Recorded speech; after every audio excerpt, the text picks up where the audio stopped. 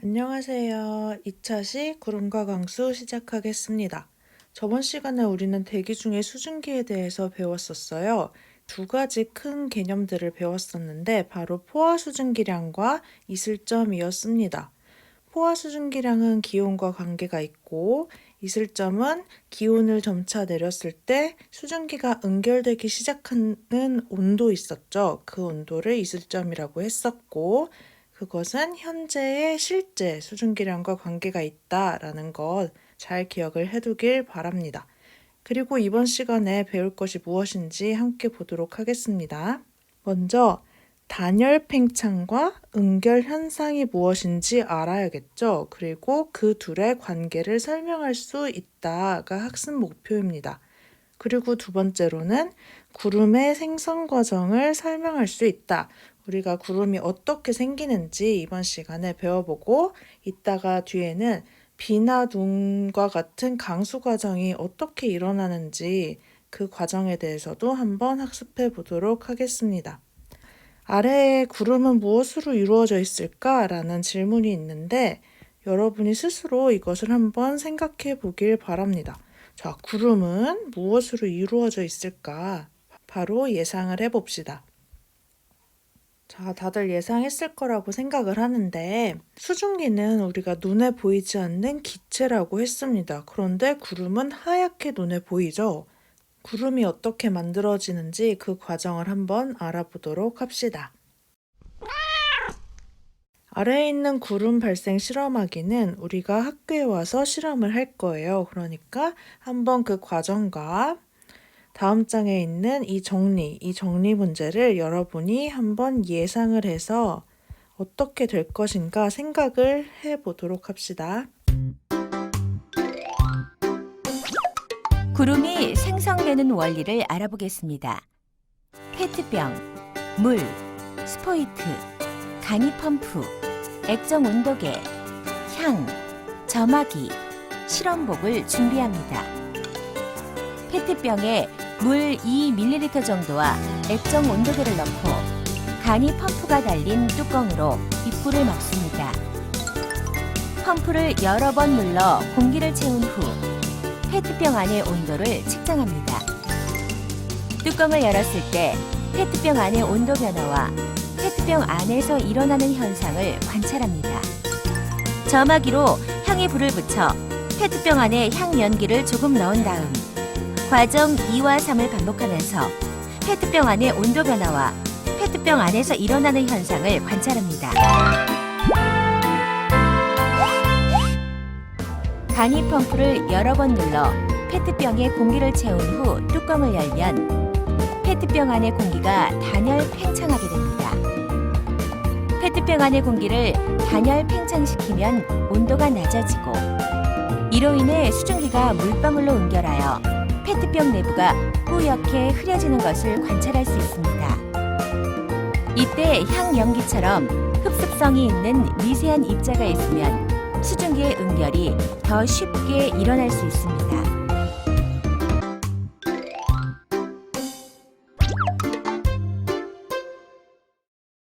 자, 위에를 보면 간이 펌프를 여러 번 눌러준다면 페트병에 공기가 더 많이 들어가게 됩니다.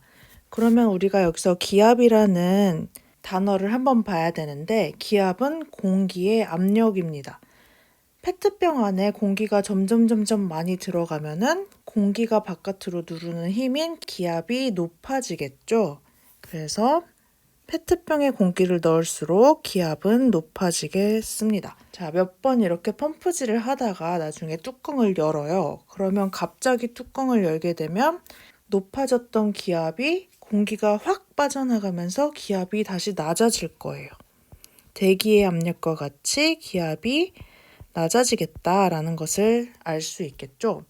이때 원래 안에 있던 공기들만 본다면 그 공기의 부피가 뚜껑을 열어줌으로써 갑자기 확 늘어나고 이때 페트병 안의 온도는 내려가게 됩니다. 이 실험을 할 때는 열을 가열하거나 하는 과정이 전혀 없었죠. 이렇듯 열을 외부로부터 얻거나 열을 잃지 않고 공기의 부피가 변하는 이러한 현상들을 단열 변화라고 합니다. 이 중에서 공기의 부피가 늘어나는 방금과 같은 경우를 단열 팽창이라고 부르게 됩니다. 자, 단열 팽창이 일어나면 공기의 온도는 내려간다 라고 기억을 하고 있으면 되겠습니다. 공기 분자들은 그 공기 분자들의 에너지를 갖고 있습니다. 이러한 에너지들의 일부가 공기 덩어리를 팽창시키는 데 쓰이기 때문에 공기 덩어리의 온도는 낮아진다 라고 기억을 하면 되겠습니다. 선생님이 온도와 수증기량 그래프를 다시 그려보았는데요. 자, 단위는 생략을 했습니다. 파란색 점인 A점을 봅시다. A점에 있었던 상태를 온도를 점차 낮춰주게 되면 포화 수증기량 곡선과 만나는 부분이 있었죠. 이때의 온도를 읽게 되면 바로 이 지점을 이슬점이다 라고 배웠습니다. 포화 수증기량과 만나는 이 B 상태가 된다면 상대 습도가 100%가 되겠죠. 이때부터 응결이 시작되어 수증기가 물방울로 변하겠다라고 할 수 있습니다. 만약에 기온이 0도씨 이하가 된다면 그냥 물방울이 아니라 얼음 알갱이가 되겠죠. 이런 식으로 수증기가 물방울로 응결하거나 얼음 알갱이가 된다면 뿌옇게 흐려지게 됩니다. 이렇게 뿌옇게 흐려진 것이 바로 구름입니다. 단열 팽창이 일어나면 공기의 온도가 내려가고 이로 인해서 구름이 생긴다라고 기억을 하면 되는데, 그러면 우리는 언제 단열 팽창이 일어나는지 한번 알아봐야겠죠? 이것을 다음 장에서 함께 보도록 하겠습니다. 압력이 낮아지고 부피가 팽창하면서 온도가 낮아지고 수증기가 얼음 알갱이나 물방울이 된다고 했습니다. 그러면 우리는 언제 압력이 낮아지는가를 한번 봐야겠죠? 바로 기권에서 위로 올라갈수록 기압이 낮아집니다. 기압은 공기가 누르는 압력인데 지구가 있고 1000km 정도의 대기권이 존재하고 있다고 했습니다. 우리는 지금 지표면 근처에 있는데 지표면 근처에서는 이 1000km의 압력을 모두 느낄 수 있습니다. 아주 무겁겠죠? 그런데 더 위쪽에 있는 이 알갱이를 생각을 한다면 이 알갱이는 알갱이가 있는 지점부터 그 위쪽까지 더 적은 양의 공기의 압력을 받게 됩니다. 그래서 지표면에서 위로 올라갈수록 기압이 낮아지겠다라고 생각을 하면 되는 것입니다. 그러면 우리는 언제 공기가 위로 올라가는지 이것에 대해서 알아봐야겠죠.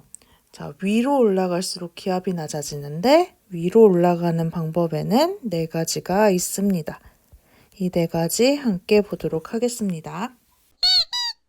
첫 번째는 지표의 일부분이 강하게 가열될 때입니다. 지표면이 가열되는 정도가 달라서 어느 곳의 온도가 다른 곳에 비하여 높아지면 가열된 곳의 공기가 상승하여 구름이 생성되게 됩니다.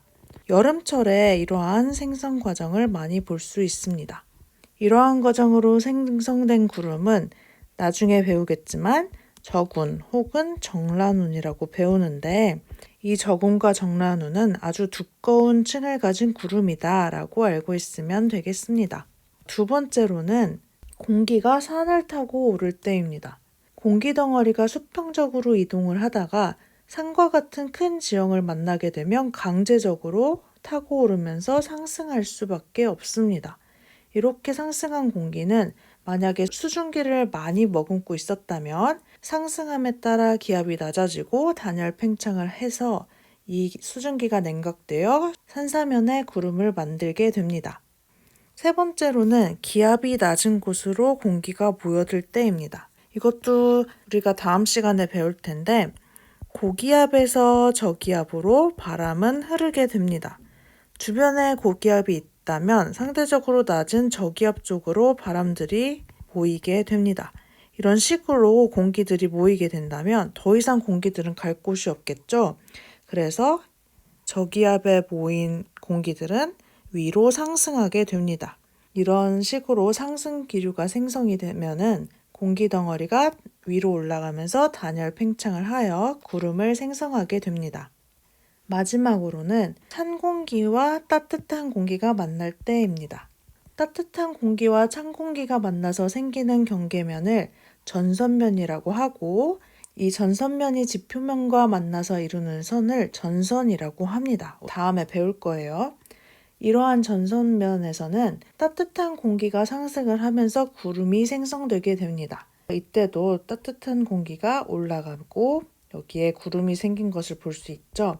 어떤 구름들이 생기는지는 나중에 더 자세하게 다룰 텐데 이번 시간에 알아야 할 것은 구름이 만들어지기 위해 공기 덩어리가 언제 상승하냐 이 네 가지의 경우를 알아두면 되겠습니다. 다시 앞으로 와서 교과서를 읽고 가겠습니다. 이렇게 네 가지 경우에 상승한다고 했는데 상승하는 공기 덩어리는 내부 온도가 팽창하면서 낮아지겠죠. 그래서 이슬점에 도달하게 됩니다. 이슬점에 도달하면 상대 습도가 100%가 되고 응결이 시작하겠죠. 근데 물방울이 생기는데 0도씨 이하가 되면 얼음알갱이다 라고 생각할 수 있습니다. 자, 앞에 선생님이 구름이 무엇으로 이루어져 있을까 예상을 해보도록 했죠. 그때 수증기라고 답한 친구들이 있을 거예요. 자, 수증기는 물방울의 기체 상태인 아주 작은 입자입니다. 수증기는 우리의 눈에 보이지 않는데 구름은 하얗게 보이죠. 바로 물방울과 얼음 알갱이로 이루어져 있기 때문에 우리 눈에 하얗게 보이게 됩니다. 자, 상대 습도가 100%가 되면 우리가 그 이하로 온도가 내려가게 된다면 응결이 시작된다라고 배웠었죠. 하지만 실제 대기 중에서는 상대 습도가 100%가 넘어서도 수증기가 응결하지 않고 과포화 상태로 남아있는 경우가 많습니다. 이럴 때는 응결 핵의 역할을 하는 입자들이 있다면 구름이 더 잘 생기는데요. 자, 응결핵은 수증기가 쉽게 엉겨붙어 응결이 시작되도록 하는 작은 입자들을 얘기를 합니다. 먼지 입자나 미세한 토양 입자 혹은 화산재, 연기 입자, 그리고 바닷물의 물보라가 증발하고 남은 소금 입자 이런 입자들이 있습니다. 소금 입자가 어려운 친구들이 있을 텐데 우리 지구의 대부분은 바다로 이루어져 있습니다. 이 바다는 파도가 치죠. 파도가 치면서 철썩철썩 하면서 소금 입자들도 공기 중으로 떠오르게 됩니다. 이러한 소금 입자들이 구름을 만드는데 응결핵의 역할을 하게 됩니다. 이렇게 생성된 구름은 크게 두 가지 종류가 있습니다. 바로 저근형 구름과 층온형 구름입니다. 구름의 모양은 공기 덩어리의 상승 운동과 관련이 있는데 빠르게 상승하는 경우에는 저근형 구름이 되고 천천히 상승하는 경우에는 층온형 구름이 됩니다. 언제 빠르게 상승하고 언제 천천히 상승하는가 이것은 나중에 배우도록 하겠습니다.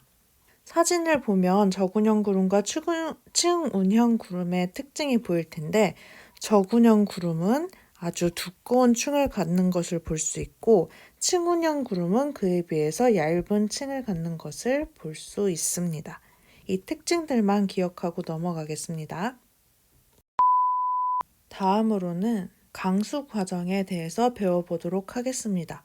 우리는 구름이 어떻게 형성하는지 배웠습니다.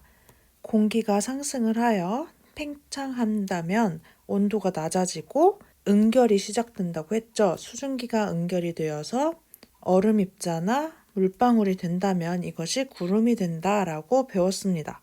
그러면 강수 과정은 무엇인지 한번 보겠습니다. 구름에서 비나 눈이 지표로 내리는 것을 강수라고 합니다. 이외에도 우박이 포함이 되는데 구름에서 무언가가 내리는 것을 강수라고 부르게 됩니다. 하지만 하늘에 구름이 있다고 해서 항상 비나 눈이 내리는 것은 아니죠. 이 구름 입자가 아주 작고 가벼우면 아래로 떨어지기 어렵습니다.